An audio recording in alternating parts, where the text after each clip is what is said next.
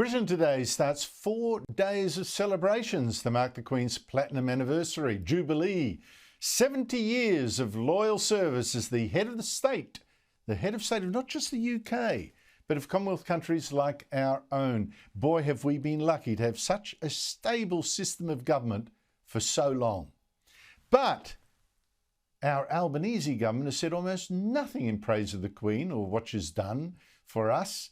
Instead, 2 days ago, appointed as Assistant Minister for the Republic, Matt Thistlethwaite, to pounce as soon as she dies, as he indeed confirmed today.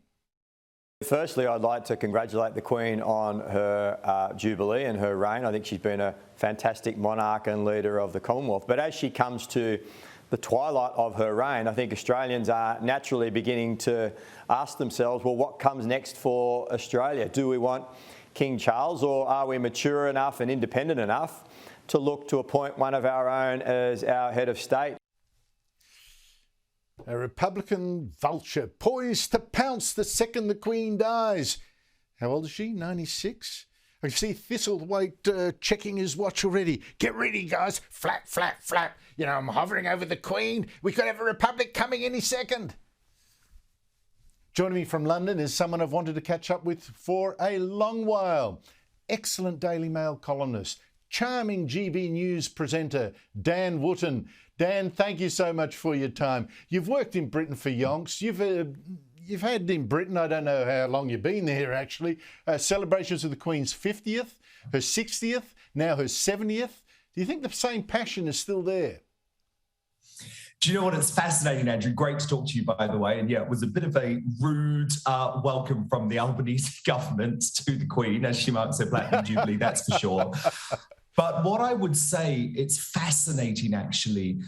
There certainly wasn't this type of feeling in the run-up to the other Jubilees, including the Golden Jubilee and the Silver Jubilee.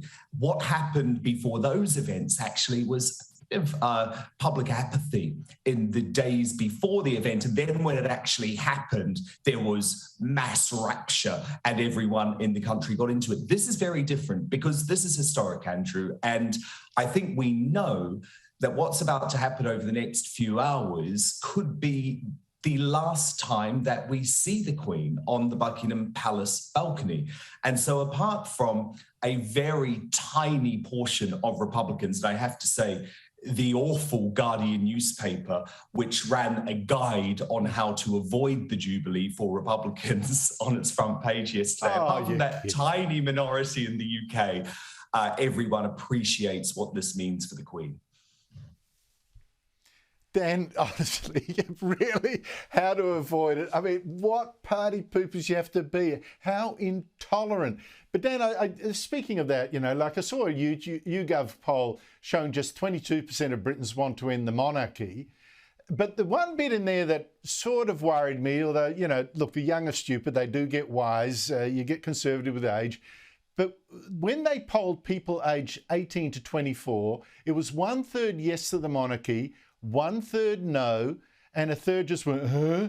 I mean, how long do you see the monarchy surviving? I agree with you. That was a worrying poll. And actually, I've conducted a special poll of the UK for my GB News show tonight. And I wanted to share one result with you because it was very worrying. So a lot of the far left in this country have compared the patriotic displays, the Union Jack being up on all of the big streets, to Nazi Germany, believe it or not. So we polled the country as to whether folk agreed with that. And of course, the vast majority of people didn't. But when you break it down by age group, Andrew, 40% of 18 to 25-year-olds say yes, they do believe that these patriotic celebrations are comparable to Nazi Germany. So what I would say, yes, the royal family has an issue with youth. But in terms of the rest of the population, no, they're 100% behind the Queen. And I would say growing a little bit more fond of the idea of Charles and Camilla, but actually the vast majority of the public would like to see Prince William and Kate as his Queen Consort on the throne as soon as possible. Thank you very much.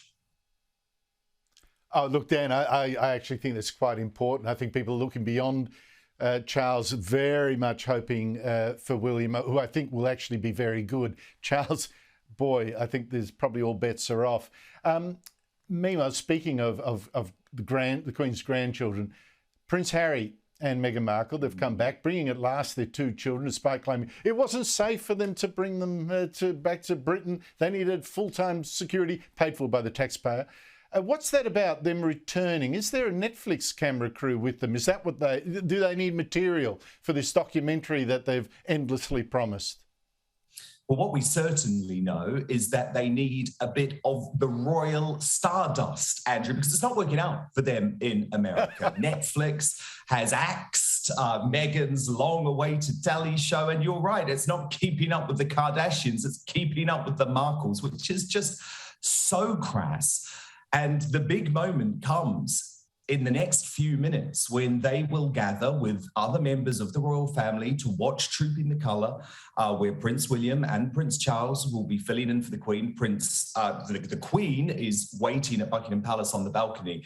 And you can imagine the body language experts in this country are going to be going mad to see the interactions between Harry and Meghan and the rest of the family. I mean, look, I've spoken to lots of my royal sources over the past few weeks, and what I'm about to say might surprise you, but the senior royals feel far more comfortable with being in a room and with hanging out with Prince Andrew than they do Prince Harry and Meghan, who they feel have betrayed the royal family, who they feel have thrown the Queen under the bus with completely untrue and unfair claims of racism.